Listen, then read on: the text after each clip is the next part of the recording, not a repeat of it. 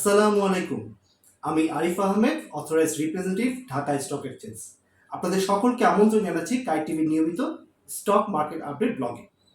তো আজকের ব্লগে মূলত আমরা 2024-25 অর্থ বছরে বাজেটে আমাদের পুঁজিবাজার কি পেল আর কি পেল না তা নিয়ে আজকের ব্লগটি সাজানো হয়েছে। একেবারেই বুলেট আকারে আমরা সবগুলো পয়েন্ট তুলে ধরবো, যে যে ভালো দিকগুলো পেয়েছি। আসলে আমরা কালো টাকা যেমন সাদা করার বিষয়টি এসছে, আবার যেমন আমরা কিন্তু যে আমাদের যে গেইন ট্যাক্সের যে বিষয়টা ছিল সেটা যেমন আমাদের পাইনি, তারপরও না পেলেও যে আমাদের কোনো রকম বড় কোনো সমস্যা হবে না, এই সকল বিষয়গুলো সবগুলোই পয়েন্ট আকারে আপনাদের সামনে আজকে তুলে ধরা হবে। তবে তার আগে একটু আপনাদের কাছে আমি ব্যক্তিগতভাবে দুঃখ প্রকাশ করতে যাচ্ছি যে অনেকদিন আপনাদের সামনে ভিডিও উপস্থাপন করতে পারিনি, কারণ আসলে বেশ কয়েকদিন ধরে আমার বেশ জ্বর ছিল। জানি না কোন ভাইরাসে পড়েছিলাম, তবে জ্বরটা এত মাত্রায় ছিল যে 104-105, এবং শুধু আমি না, আমার পরিবারের সকল সদস্যই আসলে এই জ্বরে আক্রান্ত ছিল। তাই সেই কারণে আসলে আমার কয়েকদিন কিন্তু আসলে আমি বিগত কয়েকদিন আমি অফিসেও যেতে পারিনি। তো আলহামদুলিল্লাহ আজকে সকাল থেকে কিছুটা সুস্থ বোধ করায় আসলে এই বাজেট নিয়ে আপনাদের সামনে আজকে এই ভিডিওটি উপস্থাপন করছি। আশা করি ভিডিওটি দেখে আপনারা সকলেই উপকৃত হবেন। তো একেবারেই আমরা ইন্ট্রোর পরে এই বিস্তারিত আলোচনায় চলে যাচ্ছি। ধন্যবাদ।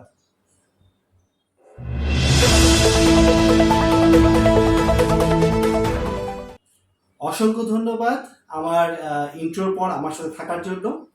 তো যদি আপনি এই চ্যানেলে নতুন হয়ে থাকেন, আমার কাইট টিভি ইউটিউব চ্যানেলে, তবে অবশ্যই চ্যানেলটিকে সাবস্ক্রাইব করে রাখবেন। আর যদি আপনি এই মুহূর্তে ফেসবুকের আমার কাইট টিভি পেজে দেখতে থাকেন, তবে অবশ্যই চ্যানেলটিকে, আমার এই পেজটিকে ফলো দিয়ে রাখবেন। তো একেবারে মূল আলোচনা চলে যাই যে আসলে 2024-25 অর্থ বছরে বাজেটে আমরা পুঁজিবাজারে কি পেলাম তা নিয়ে আজকের আলোচনাটা বা আজকের ব্লগটি সাজানো হয়েছে। তো প্রথমে একটা ভালো খবর দিয়ে শুরু করি, যেটি হচ্ছে কি আমরা সবাই মোটামুটি এক্সপেক্ট করছিলাম যে বিনা প্রশ্নে আসলে পুঁজিবাজারে কালো টাকা বিনিয়োগের সুযোগ আসছে, এবং এই সুযোগটা চলে এসছে সকল জল্পনা কল্পনার অবসান করে। এবং পরবর্তী যে পয়েন্টটা আছে সেটা হচ্ছে কি পুঁজিবাজারে আসলে কালো টাকা বিনিয়োগের সুযোগ কিন্তু দেওয়ার কথা ছিল, এবং সেটি কিন্তু এবার 2024-25 অর্থ বছরে প্রস্তাবিত বাজেটে তাই উঠে এসছে। এবং প্রস্তাবনা অনুযায়ী কোনো প্রশ্ন ছাড়াই কিন্তু কালো টাকা শেয়ার বাজারে বিনিয়োগ করা যাবে। আসলে শেয়ার বাজার ছাড়া অন্যান্য আরও খাত রয়েছে, তবে শেয়ার বাজারকে কিছুটা প্রাধান্য দেওয়াই হয়েছে আসলে। তবে একটু দুঃখের সাথে জানাতে হয় যে গেইন ট্যাক্সের ব্যাপারটা, গেইন ট্যাক্সটা আসলে কোনো ছাড় আসেনি, যেটা আমরা আশা করছিলাম। তবে এখানে কিন্তু আশাহত হওয়ার কিছু নেই, কারণ পুঁজিবাজারে শেয়ার বিক্রি করে লাভ হলে বিনিয়োগকারী কর দিতে হবে, এবং লাভ যদি 50 লাখ টাকা ছাড়িয়ে যায় সেক্ষেত্রে কিন্তু 15% কর দিতে হবে বলে 2024-25 অর্থ বছরের প্রস্তাবে বাজেটে উপস্থাপন করা হয়েছে। তো আসলে যদি আপনি 50 লাখ টাকার উপরে এখান থেকে গেইন করতে পারেন, তবেই কিন্তু আপনাকে সেই গেইন ট্যাক্সটা দিতে হবে। কিন্তু আমাদের যারা সাধারণ বিনিয়োগকারী রয়েছে, যারা ছোট মূলধন নিয়ে এসছে এই মার্কেটে, তারা আসলে কিন্তু এই 50 লাখের দাঁড়গোড়ায় যাওয়াটা অনেক অনেক দূরের বিষয়। তাই এই কারণে আমার মতে যে সাধারণ বিনিয়োগকারীদের এই বিষয়ে কোনো রকম আতঙ্কিত হওয়ার কিছু নেই, এবং এটি একেবারেই উপর লেভেলের যারা ইনভেস্টর রয়েছেন, ইনস্টিটিউট রয়েছেন, তারা এই সকল বিষয় নিয়ে হয়তো এই কিছুটা হলে পরেও দৃষ্টিপাত করবেন। তবে একেবারে যারা সাধারণ বিনিয়োগকারী রয়েছেন তাদের ক্ষেত্রে এটি কোনো প্রভাবই পড়বে না। এরপরে যে পয়েন্টটা আছে সেটা হচ্ছে কি মূলধনী লাভের উপর উৎসের 5% কর দিয়েছিল যারা, তারা কিন্তু এবার বাজেটের হারে 10% করে দিতে হবে। এটা মূলত হচ্ছে গিয়ে তালিকাভুক্ত কোম্পানির পৃষ্ঠপোষক এবং পরিচালকরা বর্তমানে শেয়ার হোল্ডার থেকে মূলধনী লাভের উপর উৎসের 5% করে কর দিয়ে থাকে। এবারের বাজেটে এই হার বাড়িয়ে 10% করা হয়েছে। তা এটিও কিন্তু আসলে যারা তালিকাভুক্ত কোম্পানির পৃষ্ঠপোষক এবং পরিচালকদের কথা বলা হয়েছে, সেক্ষেত্রে আসলে এটিও সাধারণ বিনিয়োগকারীদের কোনোভাবেই টাচ করবে না। তো সেই ক্ষেত্রে কিন্তু আসলে সাধারণ বিনিয়োগকারী বা ছোট যারা বিনিয়োগকারী রয়েছেন তাদের এই বিষয়ে একেবারেই চিন্তিত হওয়ার কোনো কারণই নেই। প্রস্তাবিত 2024-25 অর্থ বছরের বাজেটে ঢাকা স্টক এক্সচেঞ্জের পক্ষ থেকে অভিনন্দন জানানো হয়েছে প্রতিষ্ঠানটির চেয়ারম্যান অধ্যাপক ডক্টর হাফিজ মোহাম্মদ হাসান বাবু। আসলে যে বাজেট এসছে সেই বাজেটকে কিন্তু সাধুবাদ জানিয়েছে আমাদের ঢাকা স্টক এক্সচেঞ্জ থেকে। তো যেহেতু তিনি অভিনন্দন জানিয়েছেন, আশা রাখবো শুধুমাত্র যে আমরা অভিনন্দন জানালেই যে আমাদের পুঁজিবাজার ভালো দিকে চলে যাবে তা না, তার একটা বাস্তবমুখী আমরা পদক্ষেপ দেখব যদি আমাদের মার্কেটটা ঠিক এই বাজেটের পরপর একটা ভালো একটা টার্ন নেয়, তবে বোঝা যাবে যে আসলে আমাদের বাজেটটা যে আমাদের আমাদের এই শেয়ার বাজারের জন্য কতটা পজিটিভ ভাবে কাজ করছে। এরপরে যদি আসতে হয় সেই পয়েন্টটি হচ্ছে গিয়ে পুঁজিবাজার আসলে কমতে পারে আইপিও প্রভাব। এটি আসলে বলা হয়েছে মূলত পুঁজিবাজারে ভালো কোম্পানিগুলো তালিকাভুক্ত উৎসাহিত করার লক্ষ্যে তালিকাভুক্ত কোম্পানি এবং অতালিকাভুক্ত কোম্পানির মধ্যে কর হারের যে ব্যবধান তা বাড়ানোর একটা তাগিদ ছিল, কিন্তু যেটি হয়েছে সেটি হয়েছে যে উল্টো না বাড়িয়ে এটি উল্টো 2.5% কমানো হয়েছে। তো সেই জন্যই বলা হচ্ছে যে আসলে যে আইপিওতে যে কোম্পানিগুলো আসবে তারা যে উৎসাহিত হবে সেই উৎসাহটা কিন্তু কিছুটা হলেও পরেও এখানে স্থগিত হয়ে যায় যে কেন আমরা আসবো, আমরা যদি ভালো বেনিফিট না পাই, আমরা যদি আমাদের যারা আছে গিয়ে আপনার লিস্টেড কোম্পানি এবং যারা আনলিস্টেড কোম্পানি তাদের যদি কর একই হয় তারপরেও তো আসলে কোনো কোম্পানি আসতে চাবে না, কারণ আইপিওতে আসতে হলে পরে একটা কোম্পানিকে অনেক কাঠখড় পোড়াতে হয়, অনেক রিপোর্টিংয়ের বিষয় থাকে, অনেক জবাবদিহিতার বিষয় থাকে। তো এত কিছু করার পরে যদি কোনো কোম্পানি এসে এখানে লাভ না পেয়ে উল্টো লস হয়, তাহলে পরে কেন একটা কোম্পানি আসবে? সেই কারণেই বলা হচ্ছে যে আইপিওতে যে প্রভাবটা আছে সেই প্রভাবটা একটু হলেও কমতে পারে। তবে এটিও আমি পজিটিভভাবে দেখব, কারণ আমি বরাবর বলে আসি যে ডিমান্ড অ্যান্ড সাপ্লাইয়ের বিষয়টি, যে মার্কেট যদি ডিমান্ড না থাকে তাহলে আপনার সাপ্লাই দিয়ে লাভ নেই।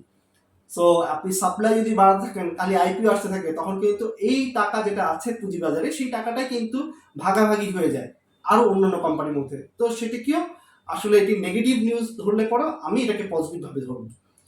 এরপরে যেটা আসবে সেটা হচ্ছে তালিকাভুক্ত কোম্পানি কর্পোরেট কর কমল। অতালিকাভুক্ত যেটা হচ্ছে যে তালিকাভুক্ত হয়নি সেই কোম্পানিগুলোর কিন্তু কর্পোরেট কর কমানো হয়েছে। তো সেটিও একটা কারণ যে তারা আইপিওতে না মানে না আসার কারণে এটাও একটা যে যেহেতু যারা আসলে লিস্টেড না তারা যখন কর কম দিবে তো তারা কেন লিস্টেড হয়ে কর বেশি দিবে, তো সেই ক্ষেত্রে আসলে আইপিও প্রবাহটা আসলে কমবে যদি একেবারেই যেই বাজেটটা এসছে সেই বাজেট অনুযায়ী। এখানে আরেকটা উল্লেখযোগ্য সেটা হচ্ছে কর নয়, পুঁজিবাজারের সমস্যা অন্য কোথাও, এই কথাটি কিন্তু বলেছে আমাদের এনবিআর চেয়ারম্যান। তো এটি একটি গুরুত্বপূর্ণ মেসেজ আসলে আমাদের জন্য। আমরা যে এই কর নিয়ে গেইন ট্যাক্স নিয়ে খুব বেশি আতঙ্কিত ছিলাম, তা সেটা কিন্তু সে একেবারেই উড়িয়ে দিয়েছেন। তিনি কিন্তু বলেছেন যে আসলে এই কর নয়, পুঁজিবাজার সমস্যা অন্য কোথাও, এখানে লিকুইডিটির সমস্যা হতে পারে, অন্য কোনো সমস্যা যদি তিনি বোঝাতে পারেন। তো এই বিষয়টাকে তুলে ধরেছেন আসলে এনবিআর চেয়ারম্যান। এরপরে একেবারে শেষের দিকে আপনাদেরকে আবার একটু একটু আশার আলো দিয়ে শেষ পয়েন্টটি বলবো, সেটি হচ্ছে যেমনটা শুরু করেছিলাম প্রথম পয়েন্ট দিয়ে এই কালো টাকা বিনিয়োগের বিষয়টি দিয়ে, একেবারে শেষে কিন্তু শেয়ার বাজারে বিনিয়োগকারীরা উপকৃত হবেন এক কথা বলেছেন আমাদের প্রধান অর্থমন্ত্রী। তো এই মানে যেহেতু অর্থমন্ত্রী বাজেটটা পেশ করেছেন এবং অর্থমন্ত্রী নিজে বলছেন যে এটা বাজার শেয়ার বাজারে বিনিয়োগকারীদের এই বাজেটের ফলে উপকৃত হবেন। তো আসলে এখন দেখার বিষয় যে আসলে আমাদের পুঁজিবাজারটা এই বাজেটের পর পুঁজিবাজারটা ঘুরে দাঁড়াতে পারে কিনা, কারণ বিগত কয়েকটা মাস বলবো যে খুব খারাপ অবস্থা গিয়েছে এই পুঁজিবাজারে, এই বাজেটকে কেন্দ্র করেও কিন্তু মার্কেট আসলে অনেক পড়েছে। তো এই ছিল মূলত আমার পয়েন্ট আকারে বলার বিষয়গুলো। এখন যে পয়েন্টটা বলবো সেটা হচ্ছে গিয়ে আসলে আমি এই যতগুলো আপনারা খবর শুনলেন সেই খবরগুলোকে একটু বিশ্লেষণ করে একটা ছোট্ট একটা সামারি আপনাদের দিতে চাই। সেটা হচ্ছে আসলে পুঁজিবাজার কি হতে যাচ্ছে বাজেটের পর। আমি ব্যক্তিগতভাবে মনে করি এটি একটি জাস্ট একটা ছোট্ট একটা উদাহরণ দিয়ে আপনাদেরকে বোঝানোর চেষ্টা করি। অনেক শেয়ার দেখবেন যে খুব অল্প থেকে পড়া শুরু করেছে, বেশ কয়েকদিন ধরে পড়ে যাচ্ছে, প্রায় এক সপ্তাহের মতন 7-8 দিন ধরে মার্কেটে সেই শেয়ারটা পড়ছে। তো কোনো কারণ কিন্তু জানা যাচ্ছে না যে কি কারণে এই শেয়ারটা পড়ে যাচ্ছে। তো পরবর্তীতে দেখা গেল যে নিউজ আসলো যে হ্যাঁ কোম্পানিটির ইপিএস খারাপ এসছে। তো ইপিএস খারাপ এসছে বলে কিন্তু শেয়ারটা কিন্তু আগে থেকেই পড়া শুরু করেছে, একটা খারাপ নিউজ আসবে বলে কিন্তু শেয়ারটা পড়া শুরু করে।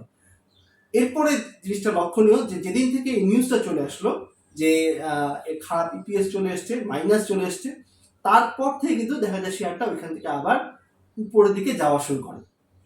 তো আমাদের মার্কেটটাও আশা রাখছি ঠিক এমনটাই হবে, যে এই যে পুঁজিবাজার নিয়ে এই বাজেটে এটা হবে ওটা হবে, এটা আসবে এটা আসবে না, এমন একটা অনেক ধরনের আসলে জল্পনা কল্পনা চলছিল আমাদের সবার মধ্যে।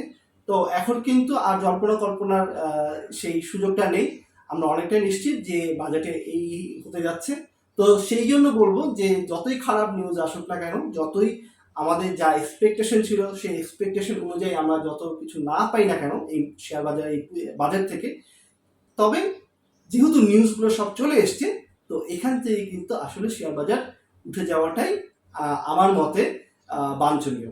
তো এখান থেকে যদি শেয়ার বাজারটা আসলে উঠে যায়, একটু ঊর্ধ্বমুখী হয়, তবেই আসলে আমাদের যারা সাধারণ বিনিয়োগকারী রয়েছেন, আমাদের যারা শেয়ার বাজারের সাথে পুঁজিবাজারের সাথে সংশ্লিষ্ট রয়েছেন, সকলের জন্য এটা শুভকর হবে। তো এটাই আশা রাখবো যে এটি হবে, এই আশাই ব্যক্ত করব। আর তার সাথে আসলে পুঁজিবাজারের থেকে একটু বাইরে একটু দুটা কথা আপনাদের সাথে বলতে চাচ্ছি। সেটি হচ্ছে গিয়ে আসলে কিন্তু আমাদের দেশের রাষ্ট্রপ্রধান মহামান্য প্রধানমন্ত্রী শেখ হাসিনা, উনি কিন্তু নিজে বলেছেন যে যে বৈশ্বিক যে একটা মন্দাবস্থা চলছে, এটির আজ কিন্তু আমাদের দেশে এসে পড়বে।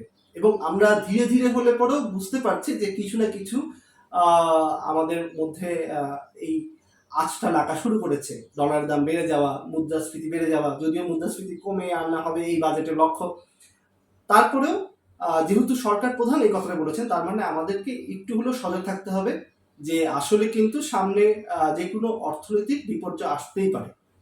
তো সে কারণেই বলবো যে রাস্তা হচ্ছে দুটা।